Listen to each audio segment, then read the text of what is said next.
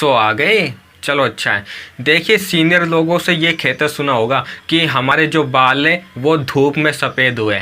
देखिए ये बात रियल भी है कि बाल होते हैं ना वो धूप में सफ़ेद हो जाते हैं, ठीक है ना। लेकिन क्या कभी इस बात पर ध्यान दिया है या कभी बात को सोचा है, बाल तो धूप में सफ़ेद हो जाते हैं ठीक है, लेकिन त्वचा काली क्यों पड़ जाती है? जब हम धूप में निकलते हैं त्वचा तो काली हो जाती है लेकिन बाल सफ़ेद होना स्टार्ट हो जाते हैं। हालांकि वो बाल जो सफ़ेद होते हैं ना उसका रिजल्ट तुरंत नहीं दिखाई देता, वो बहुत समय बाद हमें उसका रिजल्ट दिखाई देता है। लेकिन जो बॉडी काली हो जाती है वो तो उसका रिजल्ट तो तुरंत दिखाई दे जाता है। लेकिन क्या कभी इसके बारे में सोचा है, धूप में निकलने से यदि बाल सफ़ेद होते तो हमारी बॉडी भी सफ़ेद क्यों नहीं होती, हमारी बॉडी काली क्यों हो जाती है?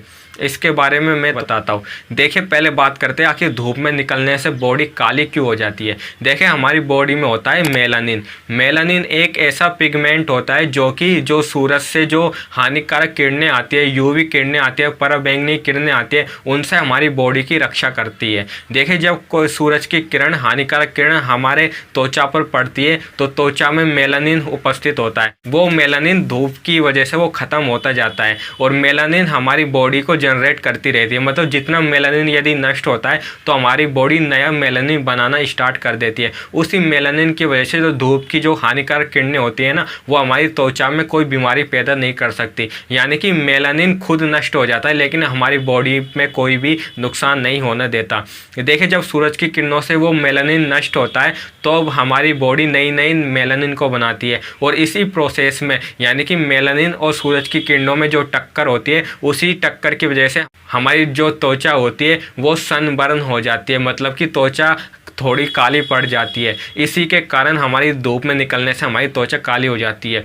अब बात करते हैं बालों की। देखिए जो बाल होते हैं उनमें भी मेलानिन उपस्थित होता है, लेकिन अब सवाल ये है जब उनमें भी मेलानिन उपस्थित होता है तब वो सफ़ेद क्यों हो जाते हैं? हालांकि उसका रिजल्ट तुरंत नहीं दिखाई देता है कि बाल सफ़ेद हो रहे हैं, उसका रिजल्ट बहुत समय बाद दिखाई देते हैं कि धूप की वजह से बाल सफ़ेद हो रहे हैं। अब देखिए बालों में ये बात तो ठीक है मेलानिन उपस्थित होता है, लेकिन एक बात ध्यान दिया होगा, जो बाल होते हैं ना वो बाल मृत कोशिकाओं, मतलब कि जो शरीर में जो कोशिका मर जाती है ना उन कोशिकाओं से बाल बने होते हैं। इसी के कारण जब हम बाल को काटते तभी तो हमें दर्द नहीं होता, क्योंकि बाल मृत कोशिकाओं से बने होते हैं। इसलिए जब देखो बालों पर यदि सूरज की रोशनी यदि पड़ती है ना तो देखो मेलानिन क्या होता है, नष्ट हो जाता है। क्योंकि बालों को जब तक वो बचाना चाहता है ना तब तक वो नष्ट नहीं होता ना, तब तक बाल बचे रहते हैं। और जैसे ही सूरज की किरण पड़ती है ना तो वो मेलानिन खुद को नष्ट कर देता है बाल को बचाने के लिए। अब देखो जब सूरज की किरण पड़ी बालों पे तो मेलानिन तो हो गया नष्ट, ठीक है ना।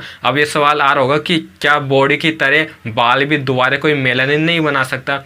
तो इसका सवाल का जवाब है ऐसा नहीं हो सकता। देखिए बॉडी में होती है जीवित कोशिकाएं होती है, इसलिए वो दोबारा नया मेलानिन बना लेते हैं अगर मेलानिन सूरज की वजह से नष्ट हो जाता है, ठीक है ना।